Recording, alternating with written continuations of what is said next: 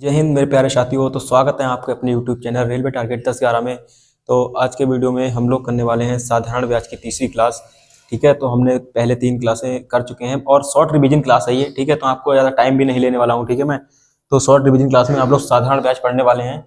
तो हमने दो क्लासों में जो है हम लोगों ने साधारण ब्याज का पहली क्लास में कॉन्सेप्ट को समझा था और एक क्वेश्चन किया था, और दूसरी क्लास में हमने टाइप 1 का क्वेश्चन किया था। आज तीसरी क्लास में भी हम लोग क्या करने वाले हैं, क्वेश्चन करने वाले हैं टाइप 1 का। ठीक है, तो ऐसे करके हम सारे क्वेश्चन को क्या करेंगे, डिस्कस करेंगे दोस्त। ठीक है, तो आइए देख लेते हैं हम लोग ये हमारा जो क्वेश्चन है साधारण ब्याज का टाइप 1 का, इसमें क्या पूछा गया है। ठीक है, तो ये दूसरी टाइप का मतलब टाइप बनी है, लेकिन क्वेश्चन अलग तरीके से पूछा गया है। तो आइए कैलकुलेट कर लेते हैं क्वेश्चन में क्या पूछा गया है। ठीक है, तो मानव ने एक धनराशि पहले 3 वर्षों के लिए साधारण ब्याज 6% वार्षिक दर पर और अगले 5 वर्षों के लिए 9% वार्षिक दर पर और अगले 8 वर्षों के लिए 13% वार्षिक दर पर उधार ली गई। यदि 11 वर्ष के अंत में उसके द्वारा भुगतान किया गया कुल ब्याज 8160 रुपए है, तो उधार ली गई राशि बताइए क्या होगी। ठीक है, तो ये हमें कैलकुलेट करना है। तो आपको ये ध्यान रखना होगा पहले कि जो साधारण ब्याज होगा ना परसेंटेज में निकालने का, क्योंकि परसेंटेज वैल्यू दे रखी है तो हमें निकालना पड़ेगा परसेंटेज में। ठीक है, तो परसेंटेज में जो हमारा होता है क्या होता है फॉर्मूला एसआई का,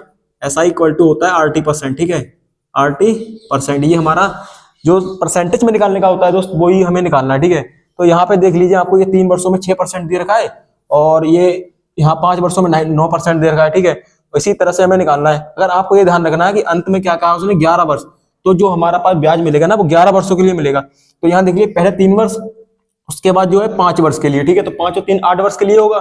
ठीक है, तो अब यहाँ पे निकाल लेंगे हम टोटल जो परसेंटेज में सीआई होगा ना दोस्त, वो निकालेंगे हम लोग। यहाँ पे परसेंटेज में सीआई कितना होगा RT% के हिसाब से निकाल लीजिए। रेट ऑफ इंटरेस्ट यहाँ पे देखिए टाइम दे रखा है हमारे पास, तो टाइम पहले रेट ऑफ इंटरेस्ट कितना है 6%। ठीक है, इसके लिए, और टाइम कितना है हमारे पास 3 वर्षों के लिए दे रखा है। ठीक है, ये हो जाएगा यहाँ से इतना, और इसे ऐड करते जाएंगे सबको हम RT% के हिसाब से। ठीक है, 9% वार्षिक दर पर। ठीक है, 5 वर्षों के लिए देखिए यहाँ पे देखा है 5 वर्षों के लिए 9%। ठीक है, तो 5 वर्षों के लिए 9%। उसके बाद अब आपको ये ध्यान रखना है 11 वर्षों के लिए टोटल ब्याज, मतलब जो ब्याज लिया गया है वो कितने के लिए लिया गया 11 वर्षों के लिए। तो आपको ये पता है कि 6 वर्ष यहाँ पे, सॉरी 3 वर्ष यहाँ पे और 5 वर्ष यहाँ पे, 8 वर्ष के लिए तो ले चुका है। कितने वर्ष बचे 11 में 3 का मेरा 3 वर्षों के लिए लेगा। अगले वो 3 वर्षों के लिए लेगा, कितना लेगा दोस्त 13% लेगा। अगले 3 वर्षों के लिए कितना लेगा 13% लेगा वो, ये आपको ध्यान रखना है। ठीक है, इस तरह से हम लोग इसको कैलकुलेट करते हैं। ओके, तो ये आप इसको सरल करके निकाल लीजिए। ये परसेंटेज में हमारा ब्याज आ जाएगा निकल के। ठीक है, परसेंटेज में क्या निकल के आएगा ब्याज, कितना परसेंट ब्याज मिला है हमें। तो आइए निकाल लेते हैं हम लोग यहाँ से। एसआई बराबर कितना हो जाएगा, ये हो जाएगा 18 और ये हो जाएगा हमारे पास 45%। ठीक है, ये 18% यहाँ से और ये 39%। ठीक है, यहाँ से 39% हो जाएगा। ठीक है, ये हो जाएगा यहाँ से 39%। ठीक है, 39% हो गया। ठीक है, अब यहाँ से आप देख लीजिए कि कैलकुलेट करके कितना हो रहा है, जो परसेंटेज में ब्याज मिला है हमें कितना मिला है। ठीक है, परसेंटेज में ब्याज मिल जाएगा हमारे पास, ये सबको ऐड करेंगे हम लोग तो ये आ जाएगा हमारे पास 102%। ठीक है, 102% का ब्याज मिल जाएगा हमको। ठीक है, अब आपको ये देखना है कि जो हमारे पास जो भुगतान में राशि दी गई है, यानी ब्याज के दर पे ब्याज के रूप में जो राशि दी गई है रुपए में। ठीक है, रुपए में दी गई है 8160 रुपए, परसेंटेज में दोस्त हमने कैलकुलेट की है वो आई 102 रुपए। ठीक है, तो अब 102 रुपए की जो वैल्यू है ना दोस्त, 102 रुपए की जो वैल्यू है ना वो कितना है हमारे पास 8160 रुपए के बराबर है। ठीक है, तो आपसे पूछा गया कितनी राशि उधार ली गई थी, यानी 100% का मान हमसे पूछा है। तो आप इधर भी 100 से गुणा कर दीजिए और इधर भी 100 से गुणा कर दीजिए। ठीक है, और 100% का मान निकालने के लिए इसको 102 को बटे में भेजना पड़ेगा। ठीक है, तो हमारे पास आ जाएगा 81 और ये 8160 रुपए। ठीक है, 8160 आ जाएगा ये, यहाँ पे 8160 आ जाएगा ये, और ये आ जाएगा हमारे पास 100। ठीक है, और ये इसमें अपॉन में आ जाएगा 102। ये हमारे पास इतना ब्याज मिला है। ठीक है, तो ये 8160 रुपए।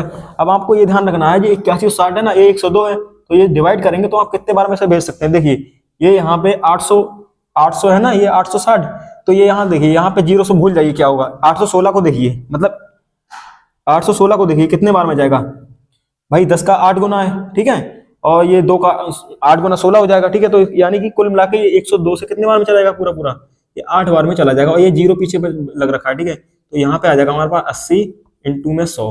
ठीक है, तो ये आ जाएगा निकल के हमारे पास ना टोटल। तो टोटल जो हमें राशि में ब्याज मिलेगा ना वो मिलेगा हमें 8000 रुपए का। मतलब ब्याज तो हमें दे ही रखा था, जो राशि हमने ली थी वो कितने समय के लिए ली थी दोस्त, वो हमने ली थी, मतलब समय तो हमारे पास देख रहा है, हमारे पास कितनी मूल धनराशि ली गई थी ये पूछा गया। तो 8000 रुपए की धनराशि हमें ली गई है, तो अक्सर इसका ये मतलब 8000 बिल्कुल करेक्ट आंसर हो जाएगा। ठीक है, तो बढ़िया क्वेश्चन था, आरआरबी एनटीपीसी 2021 का प्रीवियस क्वेश्चन था। ठीक है, तो ऐसे ही बढ़िया क्वेश्चन के लिए आप हमारे चैनल के साथ जुड़ सकते हैं, और आप चैनल पे नए हैं तो चैनल को सब्सक्राइब जरूर करें। धन्यवाद। और ऐसे ही बढ़िया क्वेश्चन आपको इस चैनल के माध्यम से मिलते रहेंगे, टाइप बाज एंड सीक्वेंस से हम लोग पढ़ते रहेंगे। ठीक है, तो आज की वीडियो में इतना ही, धन्यवाद।